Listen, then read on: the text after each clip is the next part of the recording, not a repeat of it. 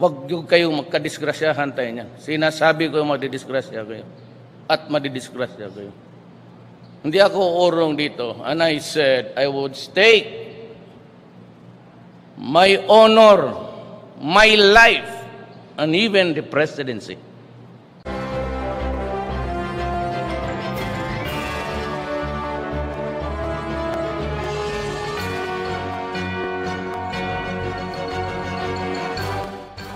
Good morning, Malacañang Press Corps, and we're lucky to have Mr. Martin Rivera. Welcome sa regular press briefing, the Presidential Spokesperson, Harry Roque. Good afternoon, sir. Magandang umaga, Pilipinas, and good morning to the ladies and gentlemen of the Malacañang Press Corps. It's St. Jude's Day, so it was very difficult to enter Malacañang. I hope you had equally difficult time as I did. Pero mabuting balita muna po, nagpapasalamat tayo sa ating mga mambabatas at sa mga miyembro ng Bangsamoro Transition Council dahil natapos na po ang bicameral conference ng BBL at dahil natapos po sila ng kanilang bicameral conference, meron na pong malalagdaan na BBL ang presidente bago po ang kanyang SONA sa darating na Lunes. Another good news, Fitch Ratings maintained its BBB rating for the Philippines, meaning we have a stable outlook for long-term foreign currency issuer default rating. The report also expressed a positive outlook, stating that the country will sustain its place among the fastest-growing economies in the Asia-Pacific region as domestic demand is seen to grow by 6.8% in 2019 and 2020. In addition, national government revenue is expected to contribute to the country's GDP growth by preserving fiscal stability as government expenditure increases under the planned public investment program.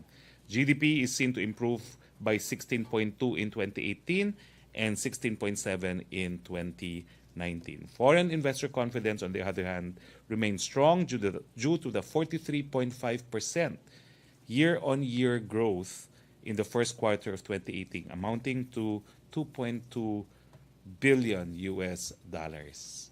Now, magandang balita ho sa ating mga magsasaka sa pagtutulungan ng Land Bank of the Philippines, Department of Agrarian Reform, and Department of Agriculture, inilunsad ang Accessible and Sustainable Lending Program for Small Farmers o ASL Farmers Program noong nakaraang linggo. According to Land Bank, the lending program aims to increase the income of small farmers, especially the agrarian reform beneficiaries, by providing them financial assistance for their agricultural needs at a low interest rate of 6% per annum. The program, which complements the bank's existing agricultural lending programs, includes 3 lending modules, which includes lending to individual small farmers and through agri-based cooperatives or associations, lending through land bank-assisted agri-based competitive cooperatives and associations, and lending farmers cooperatives through farmers cooperative inclusive financing program. Now, kahapon po, lininaw ko na wala pong hindi pagkakaintindihan sa panig po ng mga nagsusulong ng federalismo at sa panig ng NEDA. Ang simulan po ng usaping ito ay naganap nung huling pagtitipon ng League of Municipal Mayors sa Davao nung nakalipas na linggo. Nagpunta po doon sa LMP meeting si Dodo Mandanas, ang ating kliyente po dito sa isang kaso na nadesisyonan na ng Korte Suprema kung saan ang desisyon ng Korte Suprema ay mali ang computation ng IRA. Kinakailangan hindi lang national internal revenue taxes ang kinukonsidera sa computation ng IRA, pati po lahat ng national taxes kasama na po ang customs duties na nakukuha ng gobyerno. Ine-estimate po ni Secretary Dominguez that this will be an additional 150 billion due to the era of local government units. Now, hindi naman po inaasahan na ito po yung magdadahilan para lumaki ang ating deficit dahil ang explanation po ni Governor Mandanas, who himself is an accountant, is that it is as simple as transferring money from one pocket to the other. Ang budget po natin will remain the same at 3.7 trillion.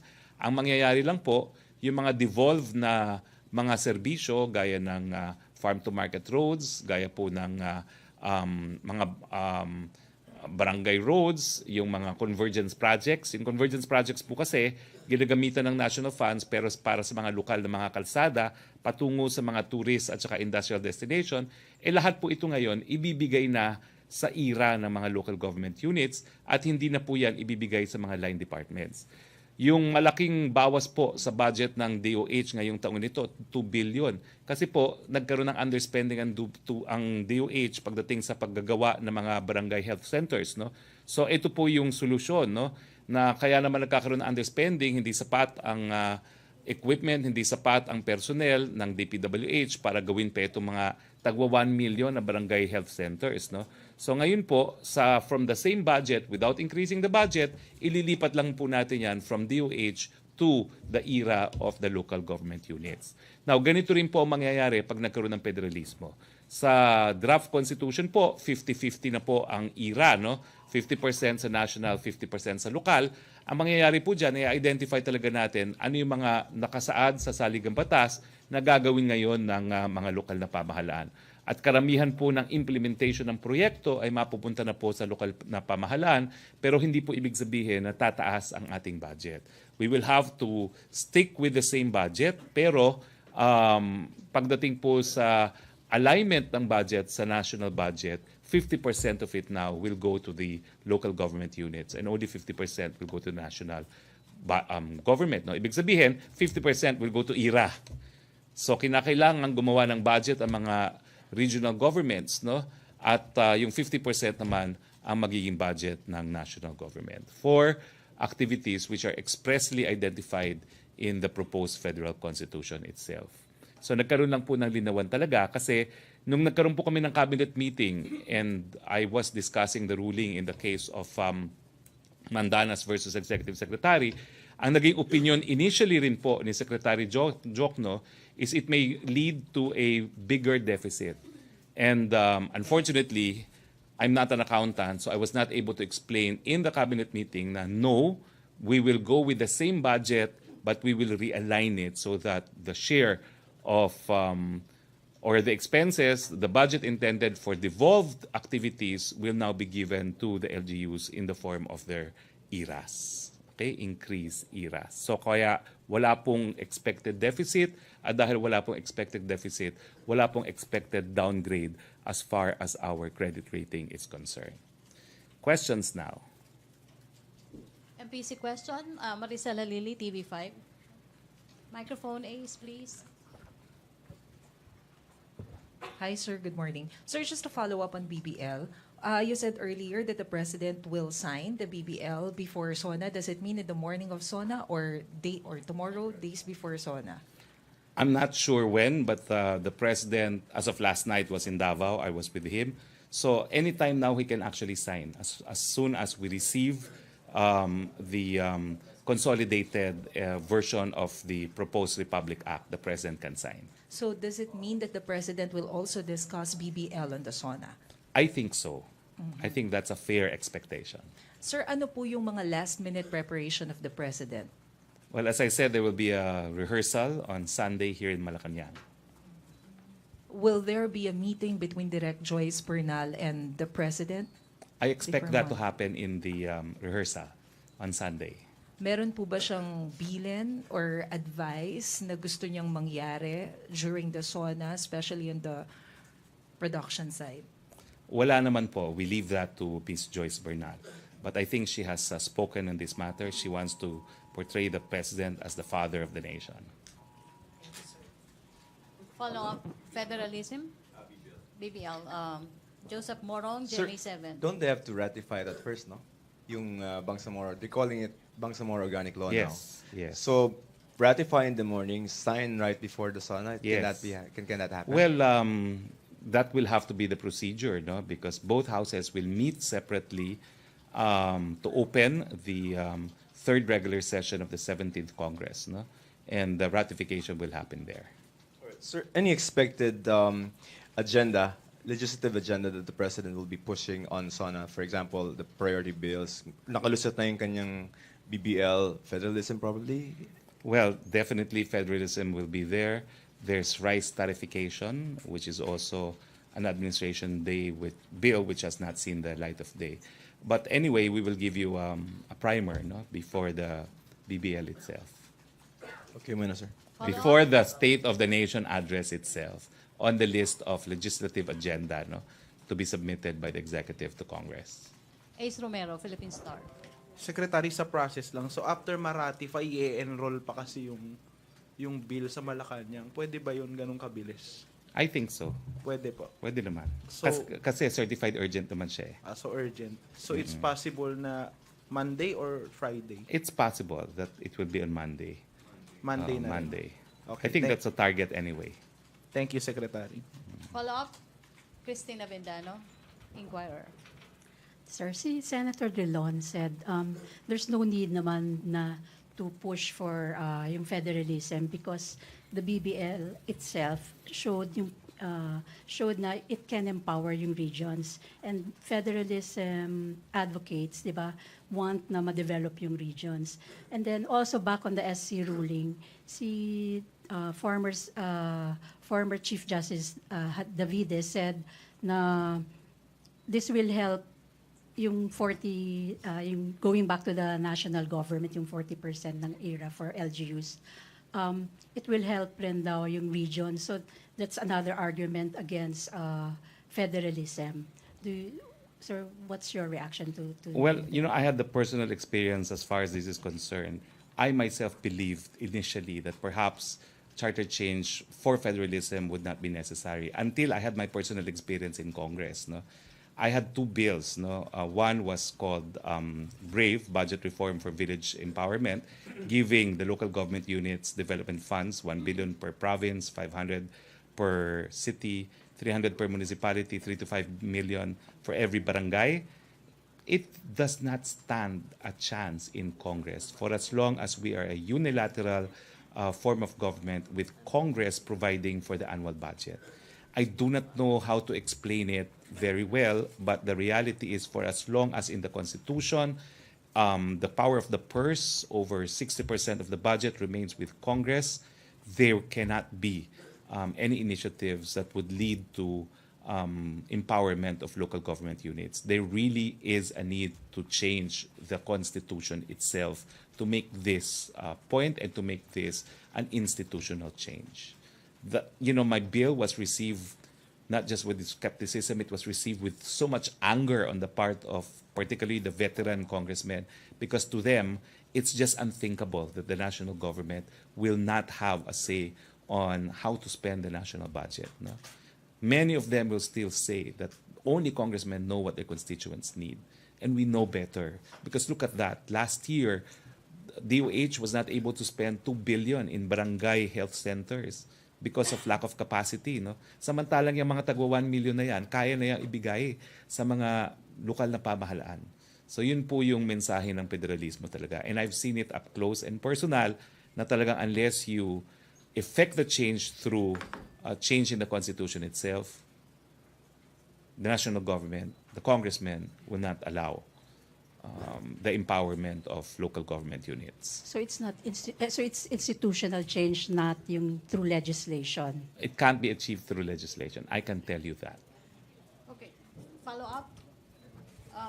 In fact, we don't know how Congress will react to the ruling in Mandanas versus Executive Secretary, because that effectively limits the power of Congress now to identify projects. It's all about project identification as far as the national government is concerned.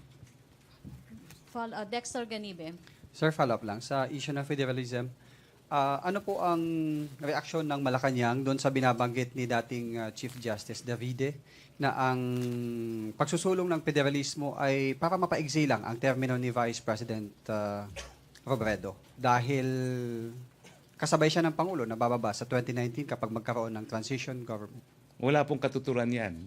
Kasi malinaw naman po na hindi namin talaga hindi binibigyan masyado ng palasyo ng pansin naman yung karera ni Vice President. Bahala naman si Vice President sa karera niya. Ang malinaw lang kami kung anong saan patungo ang leadership ni Presidente Duterte. At paulit-ulit sinasabi ni President Duterte, nais niyang maging legacy sa taong bayan yung charter change patungo ng federalism, at matapos makamit yan, bababa na siya sa pwesto. No? So bahala na po sa karera niya si VP Lenny. Rose Novenario. Hi sir, good afternoon. Sir, ano po yung Yes, ma'am. reaction ng Malacañang dun sa nagiging tungtungan ng iba't ibang grupo, oposisyon at makakaliwa, yung anti-chacha and anti-federalism, dun po sa kilusang isinusulong nila yung Aus Duterte. Well, sa amin po, we are dealing with the challenge squarely. Alam po namin na dapat mag-double time as far as dissemination is concerned. Yung mga surveys po na nagsasabi na karamihan ayaw mag-charter change ay dahil karamihan ng Pilipino hindi nalalaman o walang alam na sapat pagdating sa charter change. So we're accepting the challenge to improve on dissemination, discuss the issue on why we need to effect the change to federalism, at kung ano yung mga benepisyo, no? Lalong-lalo na sa mga lokal na pamahalaan, no? Pag tayo po ay nagkaroon ng charter change. So sa amin po, we accept the challenge. Ay, follow-up lang po. Sir, yung mga pahayag ni Speaker Alvarez tungkol po dun sa Noel scenario, tingin nyo po nagpo-fuel ito para lalong mag-init yung mga anti-chacha, anti-federalism movement po na medyo kumakalat na po sa buong bansa? Ito po na pag-usapan talaga namin ni Presidente. I will quote the President. I will not have any hand in that. Talagang hindi po siya payag sa Noel para labang sa charter change. So, unang-una, we would like to inform the people. Yan po ang posisyon ng Presidente. I will not have any hand in Noel. Naniniwala po siya sa demokrasya, naniniwala siya sa eleksyon, at ang nais niya, isabay na nga itong referendum sa eleksyon. So, yun po ang posisyon ng ating Presidente dyan. Thank you, sir. Henry Uri, DZRH. Secretary, si dating Chief Justice David rin ang nagsabi na ang Pangulong Rodrigo Duterte at si Senator Bongbong Marcos ay pwedeng kumandidato kapag na-approve na yung federal government. Anong pahayag dito ng Malacañang? Gagawin ba ito ng Pangulo lalo kung isusulong ng mga supporter niya na kumandidato ulit sila ni Bongbong Marcos? Kung gusto po ni Presidenteng manatili sa posisyon, hindi na niya sana hiningi sa Consultative Committee na maglagay ng transitory provision na ang transition leader dapat ihalal. It would have been easy for him to stay in office simply by hanging on to the office because the original transitory provision provided that he will be the transition leader. Wala naman pong saysay na siya na humingi na gawin ng halal na opisyal ang transition leader kung gusto lang niya kumapit sa pwesto. All he had to do was to stay in office if that's what he wants. So, mali po ang sinasabi ni dating Chief Justice Davide with all due respects. Anong gusto ninyong iparating dun sa mga supporter ng Pangulo na maaga pa lamang ay sinasabi na papakandidatuhin nila ang tambalang Duterte at Bongbong Marcos? Hindi nga po pwedeng ganon kasi kung gusto lang ni Presidenteng manatili sa pwesto, hindi na niya hiningi yung transitory provision na yon. Ang totoo po, sapat na kay Presidente na maging legacy ang federalismo, nagawa na niya ang lahat ng nais niyang gawin kung magkakaroon po tayo ng charter change patungo sa federalismo. So kalimutan na ng mga supporter ng Pangulo yung ganong bagay? Hindi po mangyayari yan na hiningi niya na gawing halal na posisyon ng transition leader tapos siya pa ngayon ay kakandidato muli para maging transition leader. It will not simply make sense. Thank you. Okay, other issue? Pia Gutierrez, ABS-CBN. Hi, sir. Sir, may I get your comment on reports that the Philippines could breach U.S. sanctions if it proceeds with the purchase of grenade launchers from blacklisted Russian firm Rosoboron Export? Let me state the official position. We will study the matter. But as a professor of international law and constitutional law, I do not know how they can enforce a U.S. domestic legislation on a sovereign state, on a transaction that will not occur in U.S. soil. So this is an example po of what is known as transnational legislation, extraterritorial legislation. At hindi ko po talaga alam kung ano magiging legal na basihan para masakop tayo sa pagbabawal ng batas na ito. Unang-una, bilang isang soberanyang bansa, in the exercise of a function of national defense, we have absolute immunity as a sovereign state. Number two, I do not know how U.S. law could be applicable to a transaction that will be done outside of the United States. The sale will be most likely in Russia, the goods are in Russia, and the delivery in the Philippines. So what is the relevance of US laws? Hindi naman po pwede na US laws have the effect of super laws applicable to anyone even outside of their jurisdiction. Lalong-lalo na po kung ang isang partido ay isang sovereign state. Pero sir, is the government concerned at least that the transaction will affect US-Philippine alliance? The Philippines is a sovereign state. We have immunity and we are free to enter into contracts as we please, and we are not bound by any domestic law, particularly where the transaction will not occur in U.S. soil. Sir, as far as the palace is concerned, the 400 million deal is still a go? Well, Tuloy pa I rin. do not know if it is a go. The official stand is we will study the matter, but offhand, I'm giving the legal position of the palace that we do not see how we are bound by a U.S. extraterritorial piece of legislation. Thank you, sir. Questions, MPC? No more? No more questions? Good Thursday then, if there are no more questions. MPC? Joseph. Joseph Morong, no? MPC, pwede ba daw magtanong? Joseph Morong. Yes, Joseph. Question. Okay, Henry. Secretary, we just want to know why Mr. Rivera, our favorite singer, is here. Because afterwards, he will ask you questions, I suppose, about me. So, we will turn the tables after this press briefing, and you will be the subjects. Can we ask him what can he say about President Duterte, Mr. Martin Rivera? Do you have any words for the He's the president? best singing president of all the presidents. Thank you. Si Joseph Joseph So yung Morong sa ano muna, lang, Joseph. China loans lang. China loans, no? There's one perfected loan agreement with China, the Chico Dam Yes. project, no? Pero unusual ba, sir, na yung loan agreement terms ay confidential? Because I think it is. I do not know if it's confidential, no? Because I do not know if it's confidential. Number one, it will have to be included in the national budget. So nothing is confidential when it has to be included in the national budget. No? Now, the terms and reference, I don't think will be kept from the public. I will find out, and if need be, I will be the one to release it because I don't, I argued once in a court case against confidentiality on the North Rail contract. No? So I do not know if we will have the same confidentiality. I think the terms and conditions will be released in due course, especially since it has to be in the budget. So as a matter of principle, dapat, sir, hindi. I do not know if we have that policy, or this is the first time I'm hearing that it's confidential, because I know what interest rate is applicable there. I know what the terms are. I just have to be sure. So let me check and let me be the one to divulge if that's all that you want to know. And the palace is willing to divulge I don't see any reason why we should withhold. because the DOF is saying it is confidential. It's my first time to hear that. I will check with them. All right, sir. Thank you. Okay. Christina Vendano. Sir, back dun sa Noel. So what was the circumstance that the president told you na he was against yung no election? You said you were talking to him. I told him. You asked him? Yeah, I told him that House leadership might push for Noel to facilitate charter change. And he says, I will not have any hand in that. What's your take on it?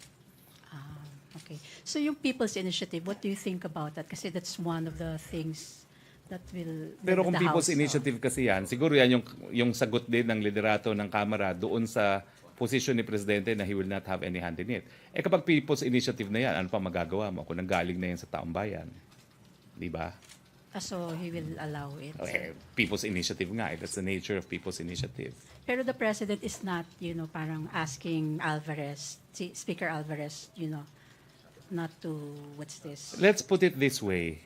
He has asked the consultative committee to include a provision that would ensure that he will not benefit from charter change. He would like to see all his allies do the same thing, not to benefit from charter change. Leading by way of example. Okay. Thank you, sir.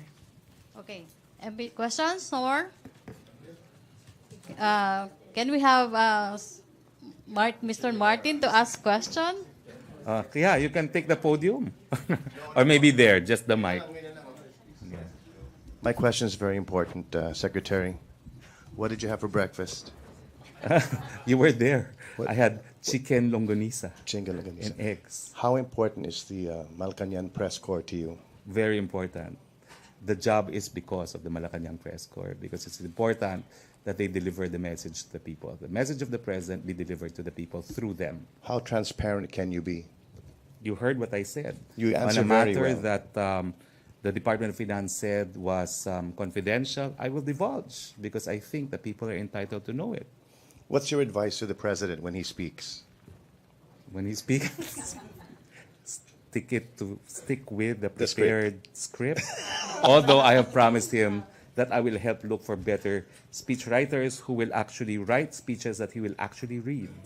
And which channel asks the best questions? All of them ask great questions, in fairness. Also, we'd like to thank you for letting us spend your day with you. So, just so you know, this is for the new show that I have on ANC, that he allowed us to spy on his whole day. So, on behalf of ANC and all of us on the Martin Rivera show, we thank you very much. Thank you so much. Thank you too, Martin, and thank you, ladies and gentlemen of the Malacañang Press Corps. Okay, thank you. Thank you. See you on Monday. Thank you, No, Mr. see you on Martin. Monday. I will be on Congress already. By Tuesday, sir? On Tuesday. See you on Tuesday then. Yes. No. But you don't want to have a press briefing on SONA Day, right? Doon na tayo lahat sa SONA. Okay, Okay? Sir, When do tomorrow, you want it? baka pwedeng tomorrow, advance or persona or statement. Yes.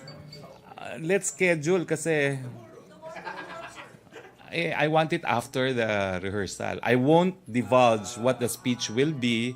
I can give broad strokes, but be prepared. 35 minutes daw eh. So, ha? He promised he will be faithful to the script. Okay, thank you, Okay? Malacañang See you. Press Let's keep Corps. in touch, in other words. Thank you, Otherwise, I'll see you on Tuesday. Thank you, Presidential Spokesperson Thank Harry you. Roque. Thank you, Mr. Martin Rivera. Thank you, Malacañang Press Corps. Back to our main studio sa Radyo Pilipinas and People's Television Network.